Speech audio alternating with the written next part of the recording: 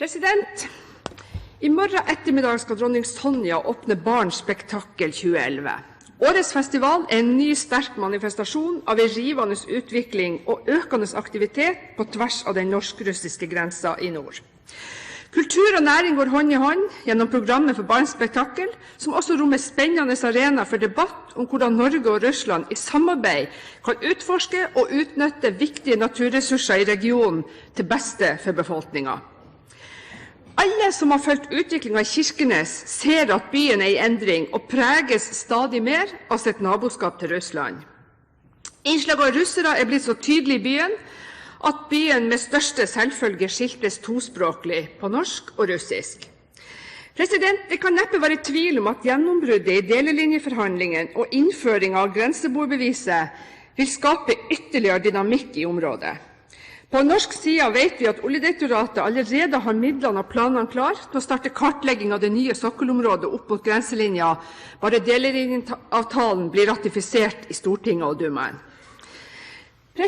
Dagens livlige trafikk over Storskog grensestasjon står i sterk kontrast til situasjonen bare for få år siden.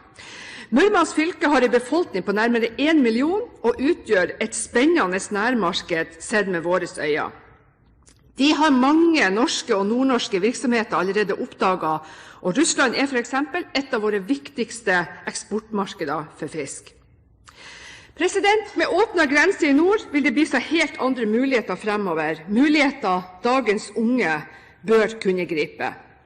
Et kjernespørsmål er da, hvor godt rustet er Norge og vår nordligste landsdel til å videreutvikle norsk-russiske relasjoner og skape ny næring og flere arbeidsplasser?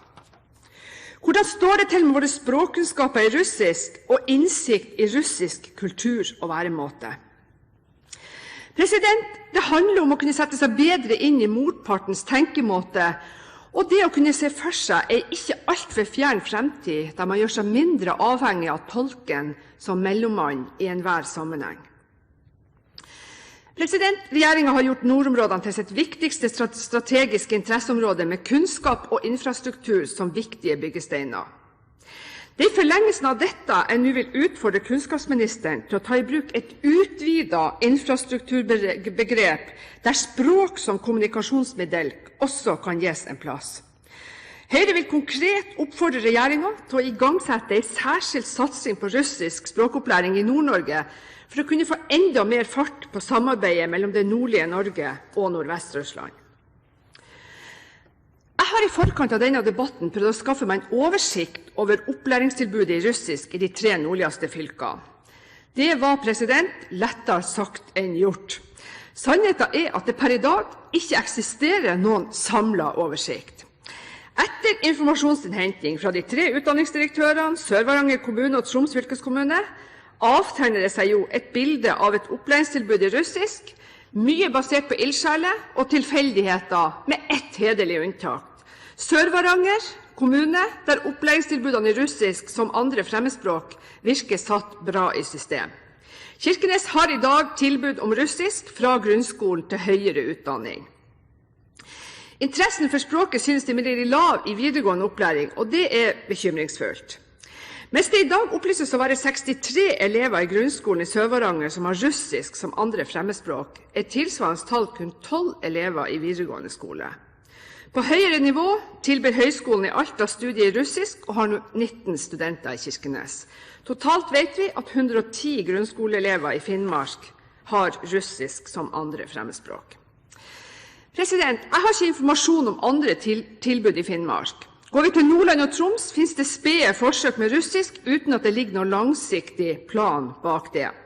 Ofte er det heller ikke avklart om elever som starter med russisk kan få fortsette med faget på høyere trinn. Det er neppe heldig og kan påvirke elevenes motivasjon negativt. Noen av russisktilbudene er også sårbare fordi tilgangen på lærere stadig er et usikkerhetsmoment. Den usikkerheten som knytter seg til muligheten for å komme videre i faget og til å skaffe kvalifiserte lærere, må vi komme oss bort fra. Høyre mener det må inngås utviklingsavtaler med kommuner som ønsker å satse på mer utradisjonelle fremmedspråk, som russisk.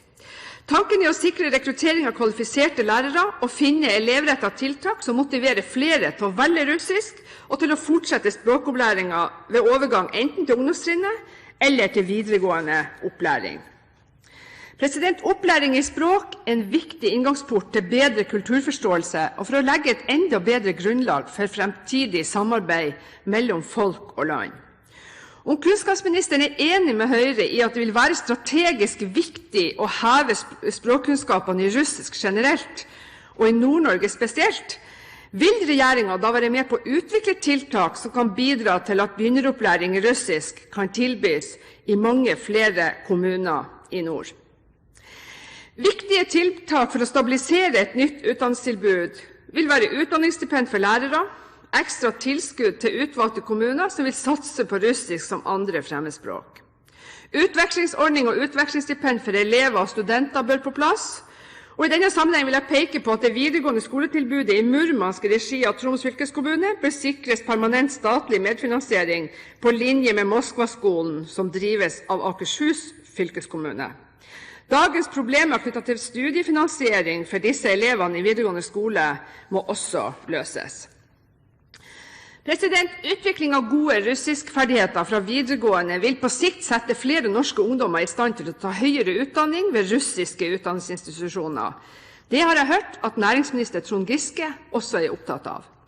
Mens antall russiske studenter i Norge har økt betraktelig, kan ikke det samme sies om antall norske studenter i Russland.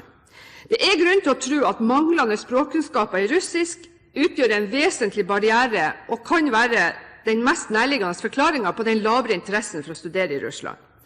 Russerne som kommer hit, har ofte studert norsk og behersker språket når de kommer. I en global verden kan gode språkkunnskaper bli et konkurransefortrinn. Derfor er det positivt når regjeringen har igangsatt forsøk med andre fremmedspråk på barnetrinnet. I Mo i Rana er nå Lyngheim skole i gang med begynneropplæring i russisk i 6. klasse. Begrunnelsen for å velge russisk var at Rana kommune har en russisk vennskapsby, og dit skal elevene reise når de kommer i 7. klasse. I Dagsrevyen kunne vi nylig se russisklæreren som selv er russisk i aksjon, og elevene hadde nå lært seg det kyrilliske alfabetet og sine første små setninger på russisk. De var fulle av entusiasme, og den planlagte russlandsturen var åpenbart en stor motivasjon. Ifølge utdanningsdirektøren i Nordland har ingen videregående skoler i det fylket tilbud om russisk. Mangel på lærere antas å være årsaken til at opplæringen i russisk er så godt som fraværende i grunnopplæringen i Nordland, ifølge utdanningsdirektøren. I Troms er jeg kjent med at det i hvert fall har vært tilbud om russisk på videregående skolesnivå i Tromsø, og at fylkeskommunen, som sagt, har etablert et norsk-russisk videregående skoletilbud i Murmansk, som inneværende skoleår har 15 elever. Innenfor høyere utdanning finnes det ulike studietilbud i russisk, både i Nord-Norge og andre plasser i Norge. Men problemet er studenttilgangen når så få elever har hatt mulighet til å velge faget tidligere i skoleløpet. Så her er det altså en missing link.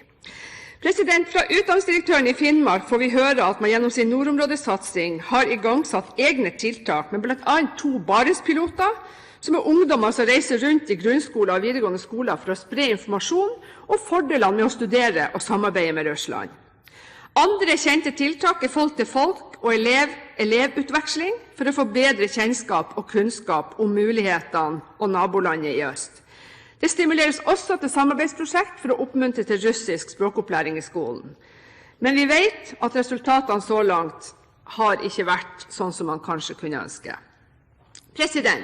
Det er tydelig at Finnmark med sin felles grense til Russland, som vertskap for Barentssekretariatet og med fysiske møteplasser som Barents Spektakel, er kommet lenger når det gjelder opplæringstilbud i russisk enn de 2 andre nordnorske fylkene.